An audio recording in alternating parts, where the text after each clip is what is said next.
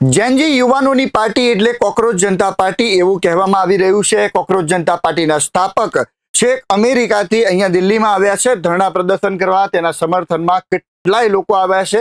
ઇન્સ્ટાગ્રામની અંદર કરોડો તેમના ફોલોઅર્સ થઈ ગયા છે ટૂંક જ સમયમાં। એવું કહેવામાં આવે છે કે આ પાર્ટી હવે રાજકારણમાં આવશે તો જે સત્તા પક્ષમાં જે પાર્ટી છે તેની સામે લડશે એવું કહેવામાં આવી રહ્યું છે। અમારી સાથે વરિષ્ઠ પત્રકાર તમને ફ્રેમમાં દેખાય છે ડોક્ટર દૈવત ત્રિવેદી સર। સાહેબ, આ કોકરોચ જનતા પાર્ટી આપણે પહેલા પણ ચર્ચા કરી છે આની।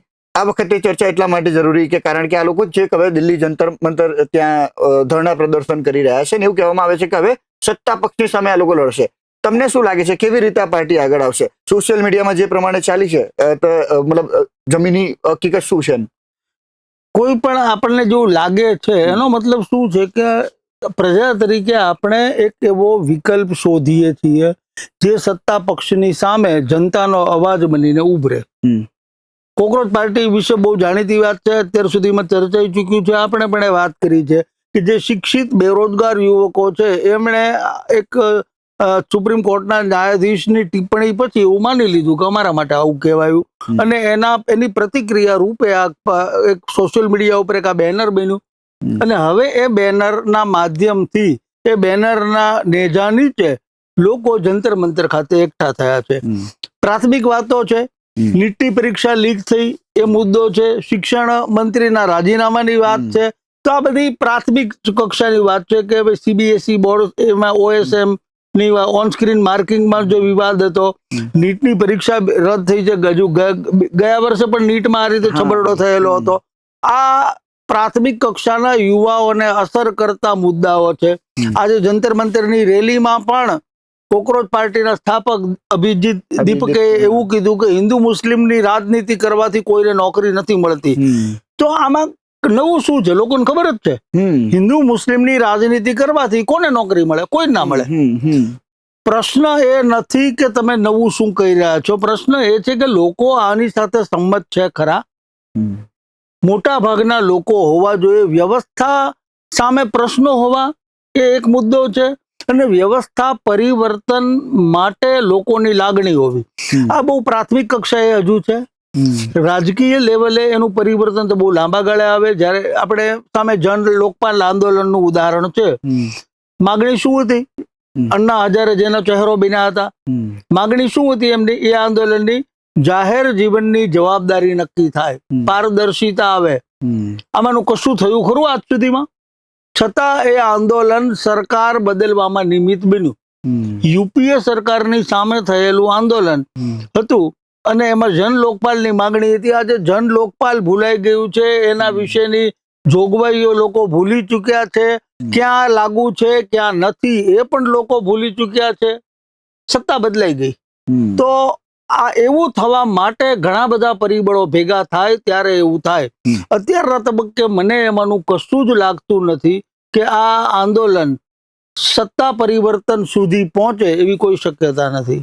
ઓકે, પણ સાહેબ દર વખતે વિદ્યાર્થીઓ આંદોલન કરતા હતા, એબીવીપી આંદોલન કરતું હતું, પણ આ વખતે તો કંઈક નવું આવ્યું છે, આ કોકરોચ જનતા પાર્ટી એના થ્રુ આંદોલન થઈ રહ્યું છે કે ભાઈ નીટની પરીક્ષાનું પેપર લીક થયું અને કેટલાય વિદ્યાર્થીઓએ મતલબ આત્મહત્યા કરી અથવા તો પછી કેટલાય લોકો મતલબ ડિપ્રેશનમાં છે, જેના કારણે યુવાનોનું ભવિષ્ય બરબાદ થઈ રહ્યું છે એવું કેવું છે એમનું। અને શિક્ષણ મંત્રી રાજીનામું આપે, તમને લાગે છે શિક્ષણ મંત્રી રાજીનામું આપી દેશે અથવા તો પછી સરકાર કોઈ એક્શન લેશે?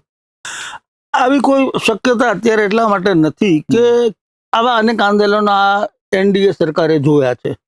એનડીએ સરકાર 2014 થી શાસનમાં છે। કિસાન આંદોલન, શાહીનબાગનું આંદોલન, જેએનયુ જે દેશની પ્રતિષ્ઠિત શિક્ષણ સંસ્થા કહેવાય એના વિદ્યાર્થીઓનું આંદોલન, આવા દરેક આંદોલનો થયા। આંદોલન જે સમયે થાય ત્યારે એવી એક હાઈપ ઊભી કરવામાં આવે કે આ આંદોલનથી ચોક્કસ પરિવર્તન આવશે। હું એવું બિલકુલ કહેવા નથી માંગતો કે દેશમાં બધું સબકુછ ચંગાસી છે, બધું જ સમૂહ સૂત્રું ચાલે છે, એવું બિલકુલ નથી કહેતો। પ્રશ્નો છે, પ્રશ્નો સામે અવાજ ઉઠાવવાની પણ જરૂર છે, પણ એ અવાજ આ કોકરોચ જનતા પાર્ટી છે, બનશે, કરશે એવું કહેવું હજુ બહુ વહેલું છે, કારણ કે હજુ આમાં અનેક પરિબળોમાંથી પસાર થવું પડે। લોકોનો સ્વયંભૂ ટેકો છે, લોકોને એમ લાગે છે કે કંઈક બદલાવ આવવો જોઈએ। પરંતુ આ બદલાવ લાવનાર જે બદલાવની માગણી સાથે મેદાનમાં ઉતર્યા છે એ પોતે કેટલા સક્ષમ છે, વિકલ્પ આપવા માટે કેટલા સક્ષમ છે. હું તમારી સામે સવાલ કરું એ એક વાત છે, પણ એ સવાલના જવાબ તરીકે વિકલ્પ તમને આપું, અને વિકલ્પ એટલો જ મજબૂત હોય કે જે અત્યારની શાસન વ્યવસ્થાની કરતા કંઈક બધું લાવનારો હોય, તો એ આંદોલન આગળ વધે. આપણે બાંગ્લાદેશનું ઉદાહરણ જોયું છે, નેપાળનું ઉદાહરણ જોયું છે. જૈન ઝી આંદોલન તરીકે આવ્યા એટલે થાય શું, એ આંદોલનમાં બકરું કાઢી નાખે તો પછી પાતળા બારણે ઊંટ ઘૂસી જાય છે, એને રોકી શકતા નથી, તો એ આંદોલન નિરર્થક છે. તમે એક કૂવામાંથી નીકળીને ખાઈમાં પડો છો, એ આંદોલનનો કોઈ મતલબ નથી. તમારી પાસે કૂવામાં આ કૂવો છે, પહેલા તો એ સાબિત કરવું પડે.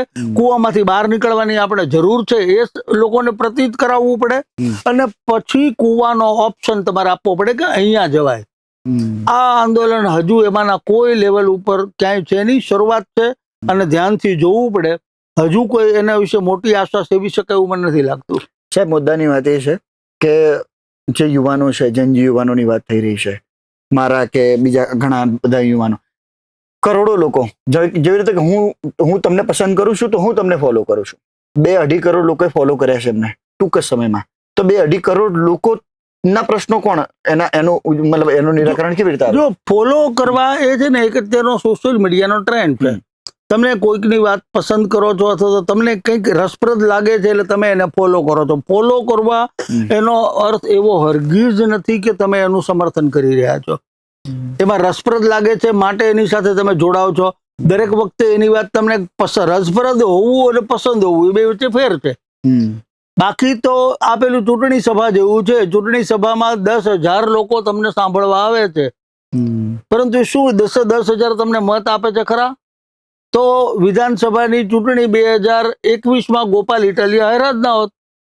સુરતમાં ગોપાલ ઇટાલિયાની સભામાં લાખો લોકો ઉમટતા હતા અને એ પોતે 1 લાખ જેટલા મતે હાર્યા હતા.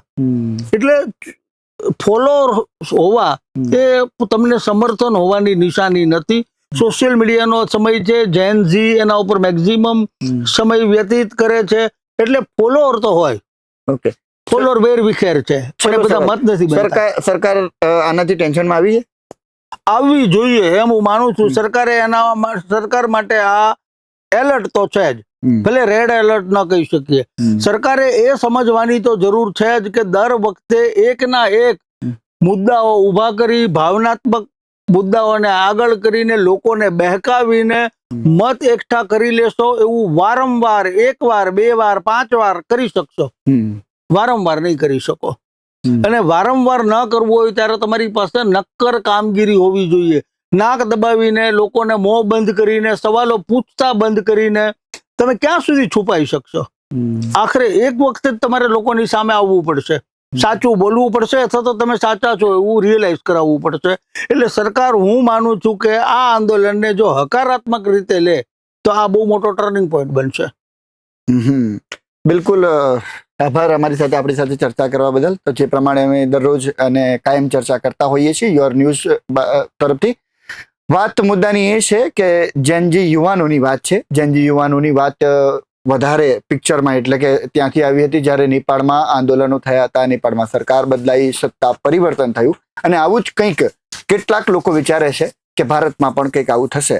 પરંતુ આ શક્ય નથી, કારણ કે કોકરોચ જનતા પાર્ટી, જે પ્રમાણે વરિષ્ઠ પત્રકાર દૈવત ત્રિવેદી સાહેબે કહ્યું કે સોશિયલ મીડિયા આંદોલન અલગ હોય છે અને જે જમીની હકીકત હોય છે એ અલગ હોય છે. આ પ્રમાણે આ બાબતે અને જે કોકરોચ જનતા પાર્ટી છે એ બાબતે તમારું શું કહેવું છે, કોમેન્ટ બોક્સમાં કોમેન્ટ કરીને જણાવી શકો છો. નમસ્કાર.